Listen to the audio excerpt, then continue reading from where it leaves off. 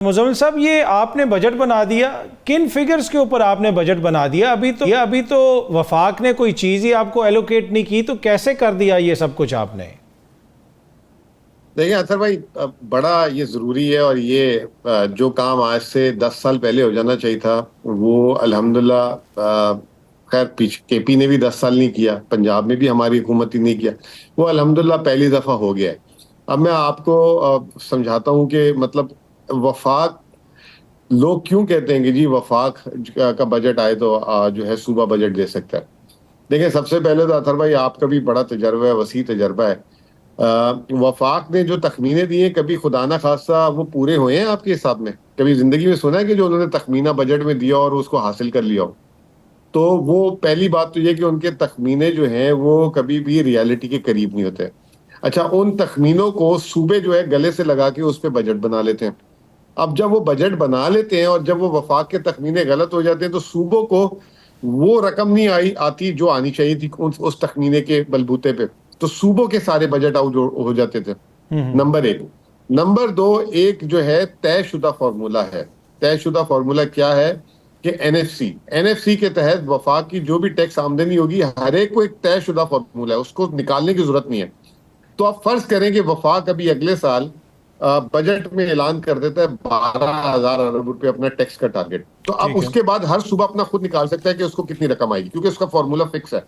ठीक है ना? हमने जो है सोचा कि जो माजी की परफॉर्मेंस, करंट मईशत की परफॉर्मेंस, वफाक तो कहने को आईएमएफ के दबाव में 14,000 का भी ऐलान कर सकता है, 13,000 अरब का भी ऐलान कर सकता है। जैसे कल की अखबारों में आ रहा है 12,900 अरब रुपए आईएमएफ वफाक को जोर डाल रही है, और वफाक जो है घबरा रही है, 12,900 नहीं हो सकता। ठीक। अब वफाक 12,900 पे ऐलान कर दिया और मैं उस पर अपना बजट बना दूं, तो कल को वफाक पूरा नहीं करेगा तो मेरा तो बजट उड़ गया ना। मैं तो कहीं का नहीं रहा, ना आगे का ना पीछे का। फिर मुझे कटौतियां करनी पड़ेंगी, और आपको पता है कटौती करना कितना मुश्किल काम है। तो हमने क्या किया कि मईशत के हालात को देखते हुए एक कंजर्वेटिव एस्टिमेट लेकर 11,100 अरब रुपए वफाक की आमदनी। अब वफाक बाकायदा बोलना शुरू हो गया कि आपने कम लिए, हम तो ज्यादा करने वाले आमदनी। चलिए, ये तो बड़ी अच्छी बात है। ठीक। आप ज्यादा करेंगे तो हमारे को ज्यादा पैसे मिल जाएंगे। कम से कम हमने वफाक को इस इम्तिहान में तो नहीं डाला ना कि बहुत ज्यादा हमने तखमीना लगा लिया। तो ये तो एक तारीखी काम किया है। तो दूसरी बात, उसमें जो रिएक्शन आ रहा था वफाक की जानिब से, बड़ा क्रिटिसिज्म हो रहा था आपकी हुकूमत के ऊपर, वो फिर उसकी क्या वजह थी? वो अब ठंडे हो गए, उनको समझ आई है। ठीक है। जब उन्होंने हमारा बजट देखा है, अब वो बिल्कुल आपने देख लिया। अब उसके बाद हफ्ता भी आया, इतवार भी आया, पीर भी आया, कोई प्रेस कॉन्फ्रेंस नजर नहीं आई होगी आपको ये 3 दिनों ठीक। में इस बारे में। उन्होंने तो पहले इंग्लिश में अब उनको बजट पढ़ा होगा, बाद में उर्दू में पढ़ा होगा, तो मेरे ख्याल में फिर मामला हल हो गए हाँ, होंगे। तो अब उनको समझ आ गई कि ठीक है। ये तो बड़ा अच्छा काम करके सरप्लस बजट देंगे। दूसरी देखें अतर भाई, एक लॉजिकल बात बताएं मुझे। 7, अभी तक इन्होंने बजट की तारीख का ऐलान नहीं किया। 7 जून की एक टेंटेटिव डेट आ रही है। वो आईएमएफ, बजट तो इन्होंने बनाना ही नहीं, आईएमएफ ने बना के देना इनको। तो 7 जून को अगर ये बजट का ऐलान करते हैं, तो फिर 4-5 दिन तो मैं भी लूंगा ना उस बजट के जो तखमीने दिए उसके हिसाब से अपना बजट बनाने में। ठीक। मैं 12-13 जून को अगर बजट देने जाता हूँ, 16-17 तारीख से ईद की छुट्टियां आ रही हैं। तो फिर मैं बजट असेंबली में बहस के लिए कब छोड़ूंगा, उसको पास कब कराऊंगा? जल्दबाजी में सारे काम करूंगा। तो इनको ये भी नहीं पता, टाइमलाइन कैलेंडर्स देखें कि ठीक है। आगे छुट्टियां क्या आ रही हैं। ठीक है। अभी आप देख लें, आज की हरकत, शाम को 6 बजे इन्होंने 28 तारीख की छुट्टी का ऐलान किया। तो मतलब ये इस तो तरीके से टाइम अगर की भी कमी। हुकूमतें काम अच्छा, आपने मुज़म्मिल साहब कहा कि आपने एक कंजर्वेटिव उसका एस्टिमेट लिया और बजट बनाया, लेकिन क्या इस बजट में आवाम को कोई रिलीफ मिल रहा है? और स्पेशली सेहत कार्ड के हवाले से क्या उसमें कोई रकम वगैरह ऐड हुई है, माइनस हुई है, उसका क्या रखा है आपने? देखें अतर भाई, हमने एक तो सबसे जो ये आईएमएफ को बजट पसंद आएगा, दूसरे सूबों के लिए भी मिसाली बजट बनाया है। हमने रिलीफ के साथ मोबिलाइजेशन कर दी है। रिलीफ हमने बेतहाशा दे, जैसे आपने सेहत कार्ड की बात की, हमने 36 अरब रुपए सेहत कार्ड के लिए रखे, 25 अरब वीट सब्सिडी रखी है। हमने टैक्सेस आधे कर दिए, प्रॉपर्टी टैक्स आधा कर दिया, हमने प्रॉपर्टी जो रेंट पे टैक्स मिलता है उसको आधा कर दिया है। हमने जो है बहुत सारी चीजों को जो है 50% कट कर दिया है। ठीक। हम चाहते हैं कि टैक्स बेस बढ़े।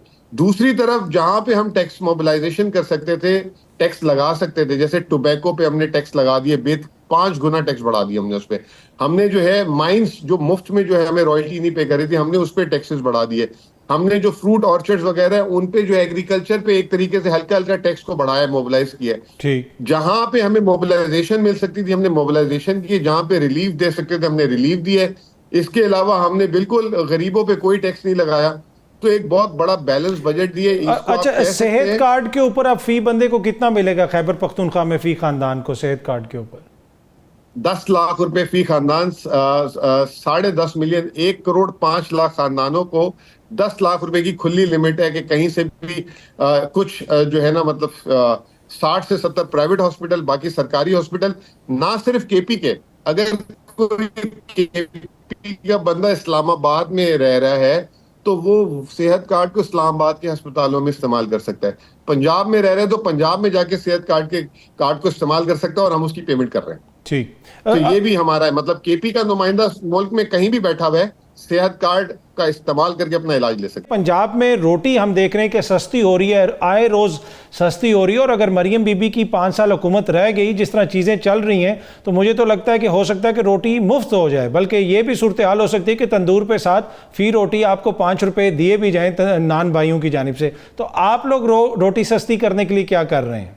जी अतर भाई, देखें, हम सबसे पहले तो पंजाब जो है, पंजाब गंदम पूरे मुल्क की पैदा करता है। केपी अपनी मिकदार अपनी जरूरत से जो है ना तकरीबन 2 गुना कम पैदा करता है। हम 40% अपनी जो है ना जरूरत के हिसाब से पैदा करते हैं। तो अगर पंजाब में रेट नीचे आएगा तो केपी में रेट नीचे आ जाता है। ठीक है, नंबर 1। नंबर 2, हमने क्या काम किया जो हमारे बस में था। हमने ये सस्ती गंदम, और जो हमारे किसान भाई परेशान थे, केपी वाहिद सूबा है जो कभी भी जो है जब सीजन आता था गंदम नहीं खरीदता था, उसने जो है 29 अरब रुपए की गंदम खरीदी मार्केट से।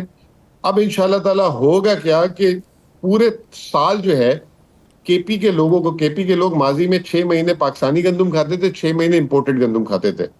अब पूरे साल पाकिस्तानी लोगों को देसी और अच्छी गंदम मिलेगी, और रेट भी जो है पूरे साल तब्दील नहीं होगा, क्योंकि हमने वाहिद सूबा है, इससे हमने पंजाब के जो किसानों को भी बहुत फायदा पहुंचाया है। ठीक है। और आज हमारी किसान जो पंजाब में जिसे कहते हैं ना बोलबाला है इस चीज के लिए। ठीक। वो दूसरी तरफ पंजाब ने एक जो है आपके सामने के किसानों के साथ क्या किया।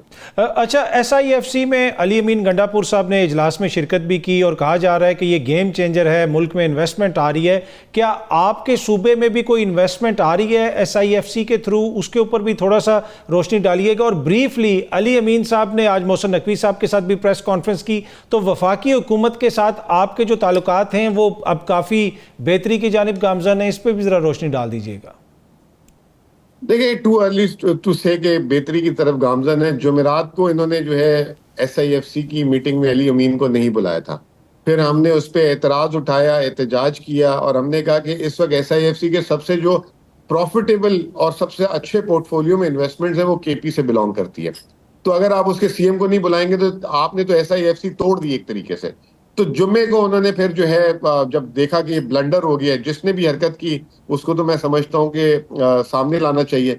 जुम्मे को इन्होंने बुलाया। अब हमारे पास ये ऑप्शन था कि जुम्मे को अली अमीन रिफ्यूज कर सकते थे कि मेरी इंसल्ट की, मैं नहीं आऊं, लेकिन in the interest of country he is gone there. अब प्रॉब्लम ये है कि मैं ये समझता हूँ कि ये मेरा इंडिपेंडेंट व्यू है कि हम SIFC में भी जितनी भी सरमायाकारी है सबको वही, जैसे माजी में टैक्स फ्री, टैक्स मुराद, ड्यूटी फ्री, लैंड सस्ता, चीप वैल्यू, कि बस आप खुदा के वास्ते ले लें। अच्छा, ये जो है कल को यहाँ आएंगे, पैसे कमाएंगे और डॉलरों में फिर लेके जाएंगे, तो वो डॉलर जो है ज्यादा भारी पड़ जाते हैं भेजना बाहर। जैसे मिसाल दे देता हूँ अभी आपको कि पाकिस्तान, ये जो मौजूदा साल है, पाकिस्तान में जो है $650 मिलियन 9 माह में फॉरेन डायरेक्ट इन्वेस्टमेंट आई है, और $850 मिलियन हमने प्रॉफिट एंड डिविडेंड रिपेट्रिएशन में मुल्क से बाहर भेजा है। यानी कि सरमायाकारी कम आई है इस साल और मुनाफा ज्यादा बाहर जा रहा है। तो ये हमें SIFC में भी ये मॉडलिंग करनी पड़ेगी कि मुल्क में नेट नेट डॉलर इन सरमायाकारी से जब आगे वो मुनाफा लेके भी जाए तो ज्यादा मिले। दूसरा, अगर सूबे सारे टैक्स फ्री कर देंगी चीजें तो फ्यूचर में टैक्स कहां से कमाएगी? तो ये भी एक चीज देखनी है। जब हम दुनिया में जाते हैं तो हमें तो कोई टैक्स फ्री नहीं देता, हमारे मुल्क में कोई भी आ जाए हम उसको टैक्स फ्री चीजें बांटना शुरू कर देते हैं। तो ये तमाम चीजें, SIFC is a good platform, लेकिन ये चेक्स रखें for the sustainability of Pakistan purpose. बाकी ये कि ये प्रेस कॉन्फ्रेंस हो गई, अल्लाह करे कि ये जो है होश के नाखून लें, लेकिन 3-4 दिन बाद फिर इनको नया दौरा पड़ जाता है। कभी बिल्डिंग तोड़ देते हैं, कभी दावतनामा नहीं देते। तो they are not consistent at all. तो एटलीस्ट मैं तो इसको जो है थोड़ा सा मीडियम टर्म में देखूंगा इनका बिहेवियर को। आई कैन नॉट से कि एक प्रेस कॉन्फ्रेंस से जो है ये बड़े अच्छे हालात हो गए।